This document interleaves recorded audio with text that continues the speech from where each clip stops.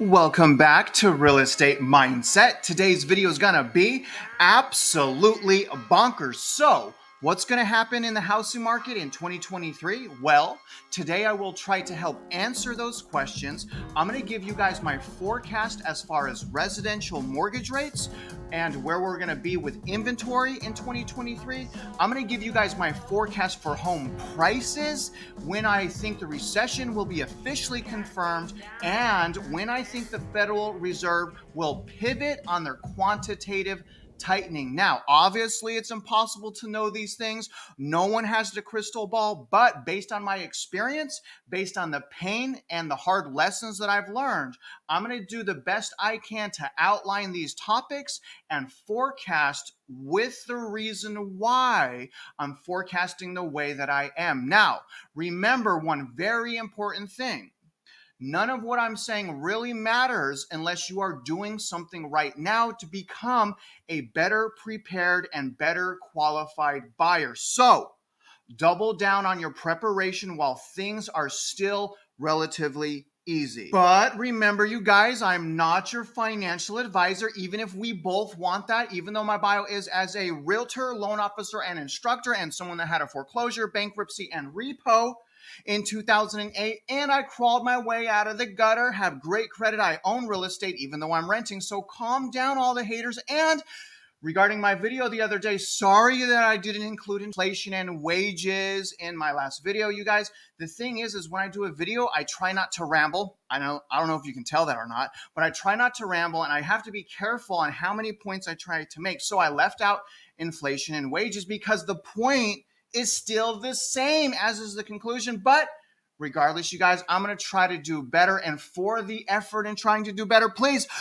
like this video, subscribe if you haven't already, and don't leave me hanging, you guys. Please just shoot me a comment below. Let me know how you feel, how you're feeling today. Let me know about any intel or insights you want to share with our community. Regardless, you guys, let's get started right now. So first, let's take a look at where interest rates are right now. And you guys can see this is the Fred economic data, 30-year fixed rate mortgage average in the United States. They pull data from Freddie Mac, so I trust them a lot more. Now, as you guys can see, currently, we're sitting at 7.08%. Now, as you guys can also see, it is the highest. The rates are the highest they've been in about 20 years. And you can see that we had multiple times where, interest rates skyrocketed up.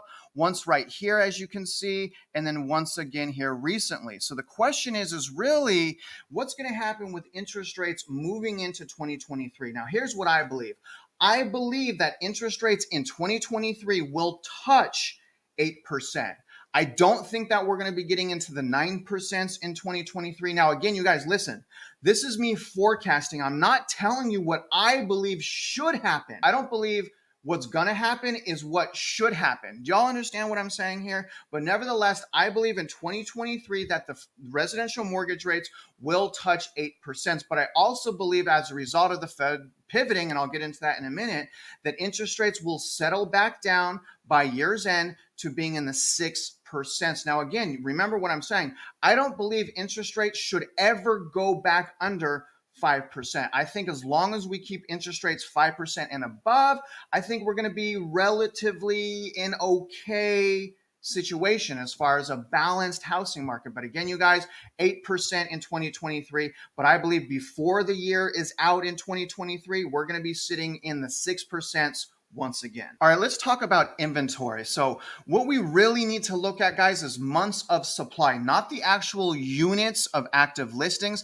And the reason why we don't need to look at active units is because it doesn't take into account demand. And taking into account demand is especially important because remember, 71% of sellers repurchase a home. So if sales are down 35%, we don't need as many units of housing to have enough supply for the current market. Do y'all understand? So essentially what I'm showing you guys right here is the months of supply. Okay, this is Redfin months of supply. Now, I want you guys to pay attention to this blue line here. This blue line here represents 2019. This black line represents 2022. So as you can see right now, we are near Okay, we are very close to having the same amount of inventory than we did in 2019. In fact, we're only 1 month, essentially 1 month of inventory away from being where we were at in 2019. So it's really important to understand this information, guys, because I need you guys to know where we're at right now so that we can kind of forecast where we're going to be in 2023. Now, I believe towards the end of Q2 in 2023, we will have over 6 months of supply. I believe that happens towards the end of Q2, guys. And the reason why that's so important is once we have over 6 months of supply, technically we're in a buyer's housing market. Now, I'll argue we're in that right now, but not in every metro area, right? Obviously, all of this data, all of these trends is metro area and local market specific.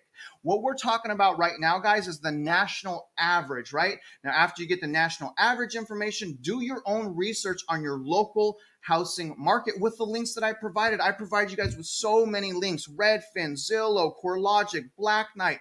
There's so many, Fred, right? There's so many data points that I'm making it really easy for you guys to find. So please take advantage of that. But regardless, I suspect we're going to be in an official buyer's market at the end of Q2 in 2023. I believe the months of supply will be over 6 months. But again, towards the end of Q2 in 2023. All right, now let's take a look at pricing. Now, what I've done here, guys, is I've put 2022, the line in black. Okay, so the line in black is 2022. The line in red is 2020, because essentially what I'm hoping is going to happen next year, guys, is that pricing will go down under 2020 levels. If that happens and you are waiting on the sidelines and still can afford to buy, guess what? We're winners. So I want to point out first, before I give my forecast, on where are we at right now when compared to 2020 prices. And that's what I've done here, guys. So right now we're at an average median sales price of $366,000. This time in 2020, we were at $307,000. So I want to point out we're about, on a national average scale, we're about 17% away from 2020 pricing and values. It's really important to understand where we're at right now. Here's the thing: as a result of demand being completely crushed and as a result of unaffordability, I believe that we will hit 2020 prices in 2023.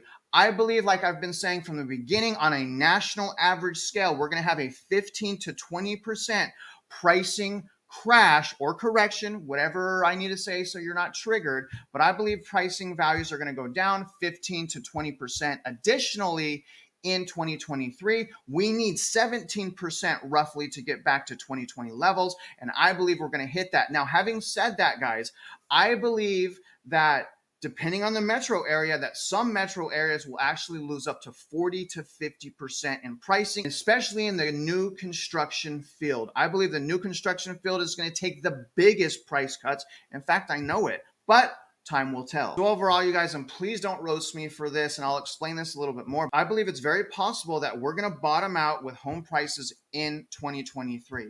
I believe that's possible because we have so much demand still on the sidelines. So when the Federal Reserve pivots, I suspect that that pivot to reaching the bottom time frame is not going to be as long as the previous Federal Reserve pivots, but I'll get into more of that towards the end of this video. All right, guys, so now let's talk about the recession. Now, here's really the only reason why a recession has not already been called, and that is because the unemployment rate. So the fact of the matter is, guys, I really look at this as kind of a smoke screen here. We have a low unemployment rate, like historically low, at 3.5%. And you guys can see over the last 10 years, it's never really been this low as far as unemployment rate. So we have a super duper low unemployment rate. And again, you guys, that's messing up calling a technical recession right now.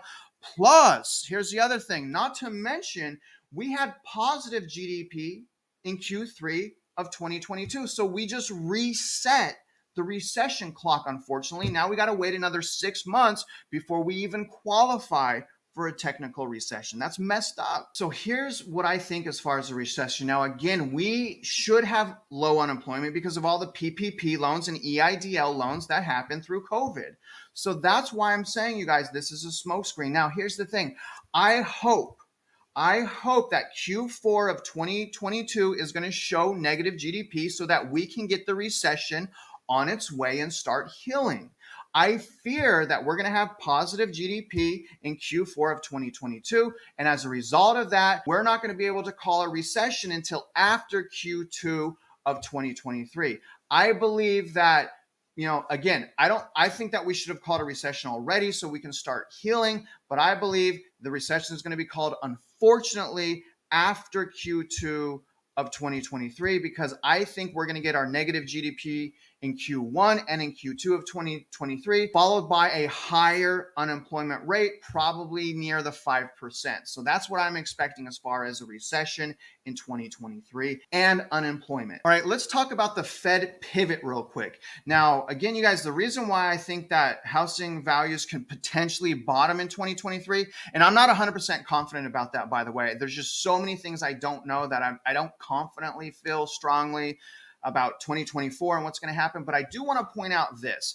Now, this is the median sales price nationwide. Now, the part right here that I highlighted, guys, is essentially median sales price balancing out because demand came back into the housing market. Now, the reason I'm highlighting that is a whole bunch of demand came back in the housing market because a lot of people assumed the Fed pivoted. And as soon as people assumed emotionally that the Fed pivoted, a whole bunch of buyers fled back into the housing market. So I believe after the pivot, I don't think we're going to have as much time as we normally do to find great value. I think that a whole bunch of people are going to be rushing back to the housing market. And not only that, we know Blackstone has already gotten $50 billion ready to invest in residential real estate. So that's why I'm saying, you guys, I don't think long after the pivot, we're going to have those great buying opportunities. But here's what I think about the pivot. I believe that quantitative tightening should happen well into 2024. Okay. Again, this video is not about what I believe should happen. This is about what I think is going to happen. So I believe immediately after the recession is confirmed, that's when the Federal Reserve pivots. So I believe that the Federal Reserve is going to pivot, unfortunately, at the beginning of Q3 in 2023. But I don't believe, again, that the stock market and the housing market is going to take years to bottom out after that.